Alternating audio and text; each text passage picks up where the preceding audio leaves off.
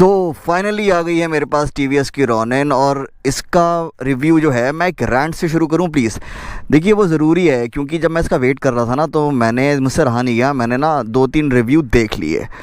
तो आपके जो लॉटो कार के भाई साहब हैं और शावर ड्रिफ्ट के भाई साहब हैं, इन्होंने इतनी बेवकूफ़ी की बात करी है। आपको बताता हूँ क्या एग्जैक्टली।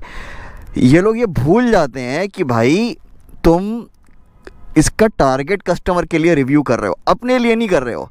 तो जैसे लॉटो कार वाले भाई साहब बोलते हैं कि इसकी this bike has an identity crisis and confuse styling है and not easy on the eye. अबे, और शावर ड्रिफ्ट वाले कहते हैं oh it doesn't work for me. और क्या बोला भाई साहब ने कि फोकस्ड होना बहुत ज़रूरी है मोटरसाइकिल का। अरे मेरे मायोपिक कंस्ट्रक्टेड चमनो, ये स्पोर्ट्स बाइक रिव्यू नहीं कर रहे हो। ये understand what the manufacturer is trying to convey, understand. तो अब भाई वैसे तो देखिए मैं इंस्टाग्राम वाली जनरेशन से नहीं हूँ, तो मुझे ना वो हैशटैग्स वगैरह जो मैन्युफैक्चरर देता है ना प्रेस रिलीज़ में, मुझे उनसे कोई मतलब नहीं होता है।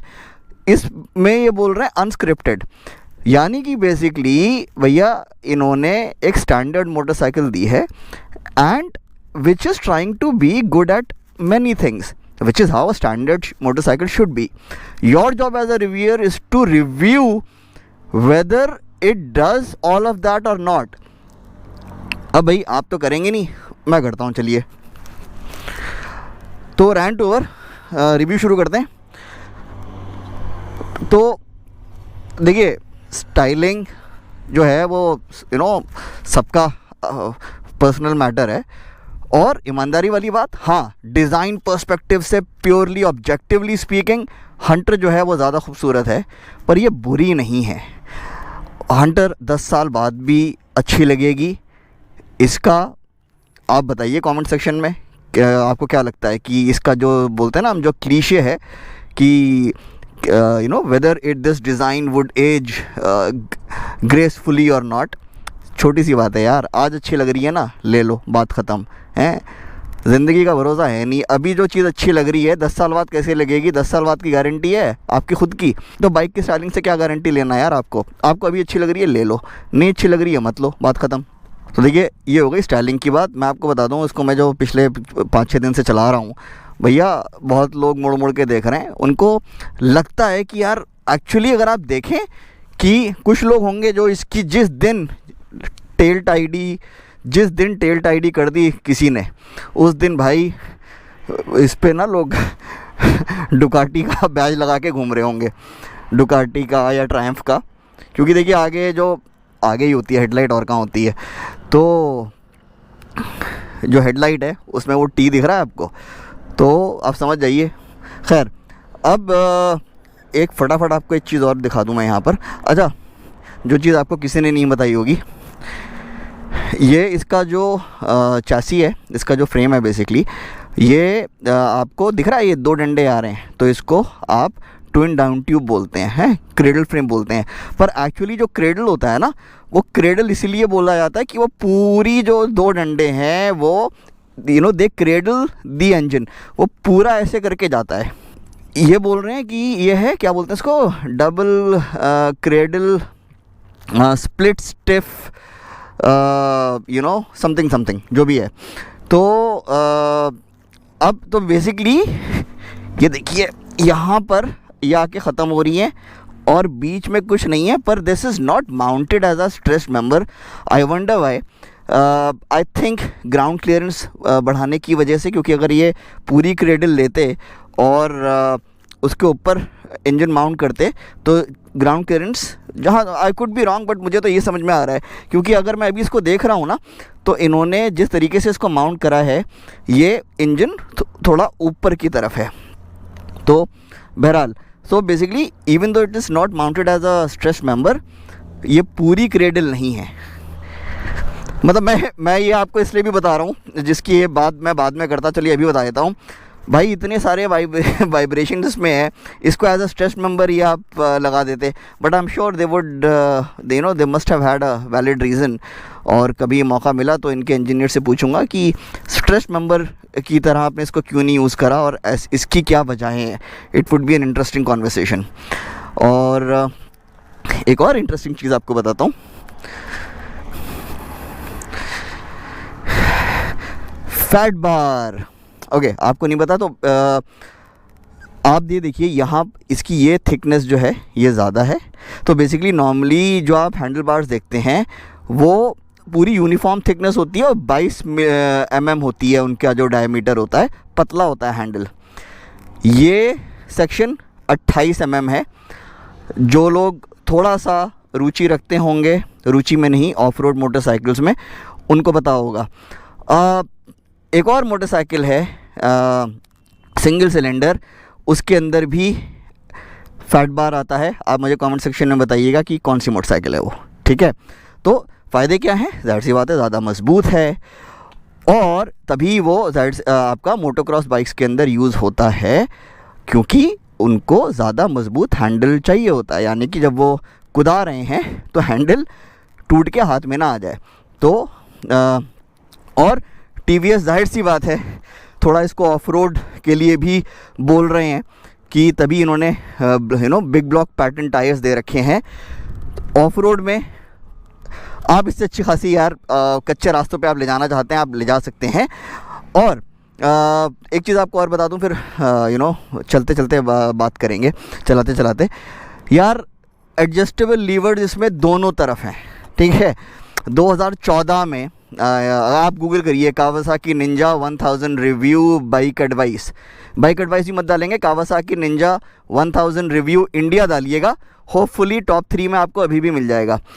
उस आप रिव्यू में देखिएगा और फोटोज़ भी हैं, लिखा भी है, पढ़िएगा।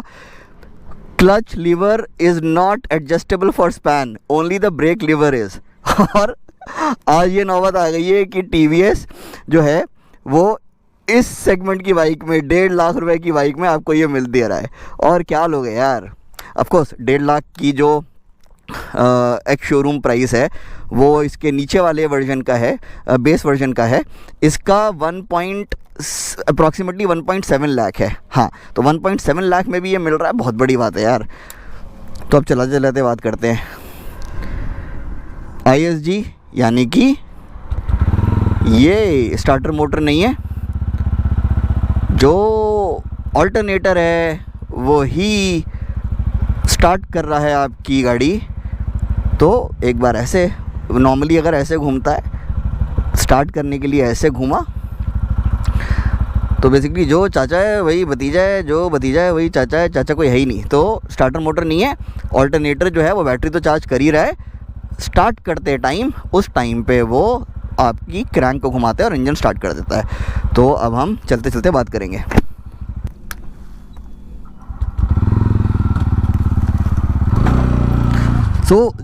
जैसा कि मैंने आपको बताया कि TVS जो है इसके लिए बोल रहे हैं अनस्क्रिप्टेड, यानी कि बिल्कुल मेरे रिव्यूज़ की तरह अनस्क्रिप्टेड, बिल्कुल बिना किसी स्क्रिप्ट के आपको मैं रिव्यू देता हूँ। तो बाइक का जैसा कि मैंने भी बताया कि हाँ भाई, मैन्युफैक्चरर कह रहा है कि भाई ये हर जगह जो है, अब देखिए ख़राब रोड्स पे निकाली, बड़े मज़े में निकल गई। ये थर्ड गियर इतने कम स्पीड पे, ये तो इसी से बात कर लेते हैं। देखिए भाई, रॉयल इनफील्ड्स की एक ख़ासियत है, हमेशा से रही है कि बहुत ट्रैक्टेबल मोटर्स हैं। कम स्पीड पे हायर गियर दिन भर चलाते रहो, कभी भी कहीं से भी उठा लो, बहुत ज़्यादा गियर चेंजेस नहीं मांगते हैं। इस बाइक से TVS ने थोड़ा सा ना वन अप कर दिया है कि भाई ये आप एक गियर, अगर आप इसको किसी भी रॉयल इनफील्ड से कंपेयर करेंगे तो सिटी ट्रैफिक में, भीड़ भाड़ में ये एक गियर हायर, मतलब उसमें आपको थर्ड लगाना पड़ जाएगा। जैसे मान लिए आप इसमें चौथे में उठा सकते हैं। तो मैंने अपने कंपैरिजन वीडियो के अंदर बोला है, तो कोशिश ये करूँगा कि सिर्फ अभी रॉनिन की बात करूँ ये सिटी बाइक बेहतरीन है, बेहतरीन। सिटी में आपको क्या चाहिए होता है, आपको हल्का क्लच चाहिए होता है, आपको ये चाहिए होता है कि भाई आसानी से जो गाड़ी है ये भीड़ भाड़ में निकल जाए। वो कैसे पॉसिबल हो पाता है कि ऑल्दो इसका वेट आई थिंक 160 किलो के आसपास है, but it feels like 135 kg 140 kg। ये मैं शुरू से बोलता हुआ आ रहा हूँ कि TVS जो है ना, ये अपनी बाइक्स की centre of gravity, mass centralisation पे क्या जादू करते हैं भाई गॉड कि। और ये आप अगेन बोलूँगा कि मेरा बाइक एडवाइस पे आप जाइए, 6-7 साल 6 साल 7 साल 8 साल जितने भी पुराने रिव्यूज़ हैं, इनफैक्ट जो उस पर लेटेस्ट भी रिव्यू होगा आई थिंक वो होगा 2018 का, और पढ़िए। मैंने उन जितने भी TVS के रिव्यूज़ हैं उन सब में ये बात बोली है कि यार जितना इनका वेट होता है उससे ये और ज़्यादा हल्की महसूस होती हैं, जो कि ट्रैफिक के अंदर बहुत बड़ा बून है। अच्छा, एक चीज़ का ध्यान रखिएगा, एक छोटी सी खामी, इसका जो टर्निंग रेडियस है वो थोड़ा ज़्यादा है, मतलब जो steering lock to lock range है वो कम है, तो थोड़ा सा ख़ासतौर से अगर आप छोटी हाइट वाले हैं थोड़ा सा ध्यान रखिएगा। और राइड क्वालिटी, भाई राइड क्वालिटी भी एक्चुअली काफ़ी अच्छी है, और ख़राब रोड्स पे आपको रोज़ चलानी है, बिल्कुल ले लीजिए। आपकी जो रीढ़ की हड्डी है, बाकी जॉइंट्स हैं, वो कंप्लेन नहीं करेंगे। राइड क्वालिटी अच्छी है, और इसी वजह से ऑल्दो पिलियन सीट के लिए this might not be the best motorcycle like the Hunter. ये दोनों मोटरसाइकिल्स सोलो चलाने के लिए बहुत अच्छी हैं, पर आप बोलना पड़ेगा मुझे यहाँ पर, थोड़ी सी हंटर के मुकाबले में इसकी पिलियन सीट जो है, पिलियन कंफर्ट ओवरऑल जो है वो ज़्यादा अच्छा है। क्योंकि अल्टीमेटली क्या मैटर करता है, देखिए पिलियन कंफर्ट के लिए कि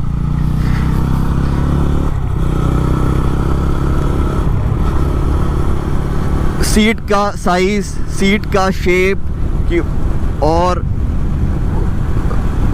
जैसे हंटर का थोड़ा सा पीछे की तरफ ढलान सी है, इसकी बिल्कुल सीधी है। और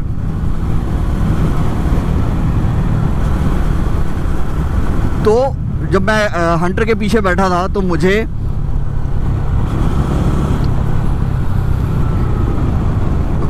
थोड़ा सा बार बार अपनी पोजीशन एडजस्ट करनी पड़ रही थी।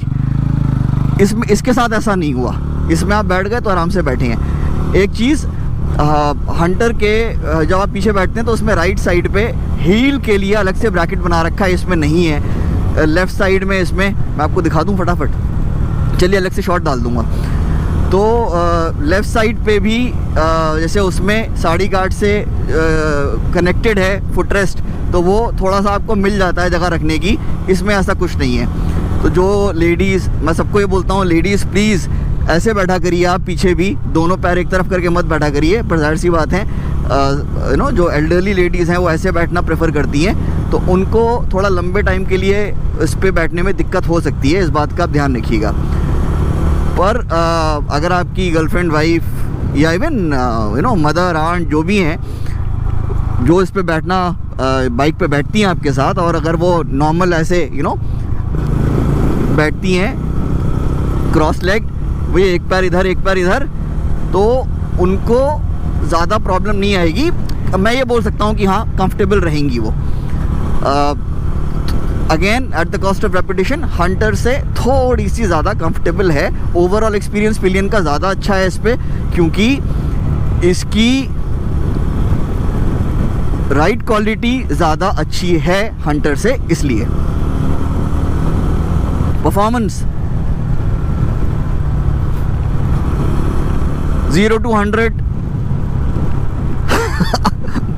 देखिए बोलना मैं चाह रहा था कि कम से कम बात करूं हंटर की, पर बोलना पड़ेगा तो आपको अंदाज़ा हो जाएगा। For perspective you should have something, क्योंकि जाहिर सी बात है कि आपको आप ये दोनों ही बाइक्स कंसिडर कर रहे होंगे।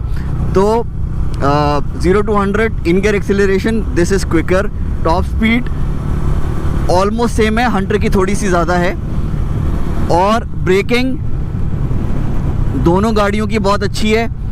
इसका थोड़ा सा ब्रेकिंग डिस्टेंस ज़्यादा है, और वो भी क्यों? क्योंकि ब्लॉक पैटर्न टायर्स हैं, तो इतनी बेहतरीन वाली ग्रिप नहीं है, तो ABS ज़्यादा कट इन, ज़्यादा इंट्रूसिव हो जाता है।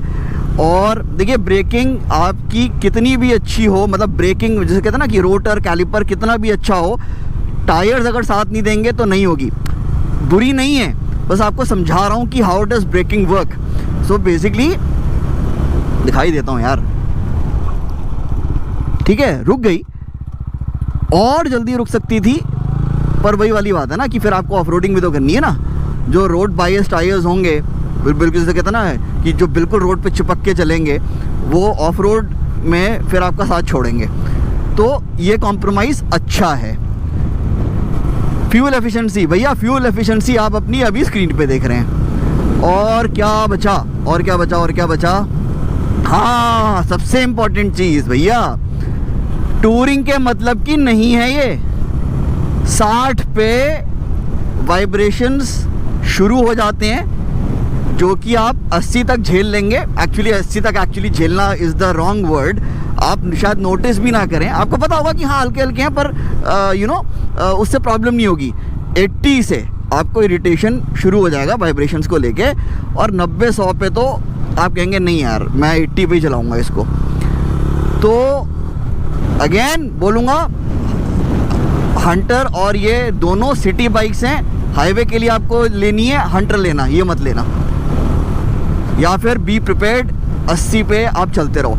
सबसे अच्छी बात क्या है यार, काश इसके अंदर अगर, मतलब सबसे अच्छी बात ये कि आप इसमें बिल्कुल सीधा बैठते हैं। काश इसमें छठा गियर दे दिया होता, क्योंकि इन्होंने क्या करा है कि बहुत ज़्यादा टेक्निकल डिटेल्स में नहीं जाऊँगा, पर आप जिन लोगों को इंटरेस्टेड उनके लिए बता देता हूँ कि जो इसका जो प्राइमरी रिडक्शन है, जो आपका क्रैंक से गियर बॉक्स का होता है, वो भी अच्छा खासा इन्होंने बड़ा रखा है, ठीक है।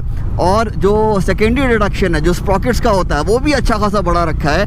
तभी इन्होंने ये चतुराई करी है ना, तभी 0 to 100 में भी क्विक है, इन गियर एक्सेलरेशन में भी क्विक है। अब इनको ये करना चाहिए था, अगर ये छठा गियर दे देते साहब, तो ये गाड़ी हाईवे के लिए भी बड़ी सेट हो जाती, बेहतरीन हो जाती। अभी क्या है, अच्छा मज़े की बात, एक और बात जो आपको किसी ने नहीं बताई होगी, 5वें गियर में 120, ये 8000 RPM पे है। एक और बाइक है जो ये करती है, सुजुकी जिक्सर 250, 120 पे उसकी, अरे दादा, ओए हॉर्नी नहीं, ओके कट दैट। 120 पे वो भी 8000 RPM है। एक स्पीडोमीटर की बात कर रहा हूँ, इस पे भी 120 स्पीडोमीटर पे 8000 RPM है। पर बिल्कुल ईमानदारी वाली बात, वो ऑफ कोर्स 150 क्रॉस करती है स्पीडोमीटर पे, 250 सीसी की बाइक है। 120 पे उस पे इसके मुकाबले में बहुत कम वाइब्रेशंस हैं, और 120 पे वो इंजन सोचिए 8000 RPM पे वो भी, 8000 RPM पे वो भी है, पर वो बहुत कम स्ट्रेस्ड साउंड करता है, ये बहुत स्ट्रेस्ड साउंड करता है। तो ये चीज़ आपके लिए जानना ज़रूरी है। आप बैक टू बैक चलाएंगे, आप समझ जाएंगे कि मैं क्या कह रहा हूँ। वैसे तो अगर आप अभी भी समझ ही गए होंगे। सारी बात ये है, सिटी बाइक जिसे कहते हैं ना, वो जो कौन है वो, लॉरेंस है, टेरेंस है, जो भी है, हाँ वो चुम्मेश्वरी, सिटी बाइक चुम्मेश्वरी है। ये हाईवे के लिए नहीं है। आप ऑफ कोर्स 80 पे आप दिन भर चल सकते हैं, कोई इशू वाली बात नहीं है, पर 80 पे भी आपको वाइब्रेशन परेशान करेंगे। और कुछ रहता है यार, कुछ रह गया हो तो कमेंट सेक्शन में पूछ लीजिएगा। उम्मीद करता हूँ आपको वीडियो पसंद आया होगा। लाइक कर लीजिएगा, सब्सक्राइब कर दीजिएगा, और कमेंट ज़रूर करिएगा। और कोई सवाल हो तो पूछ लीजिएगा।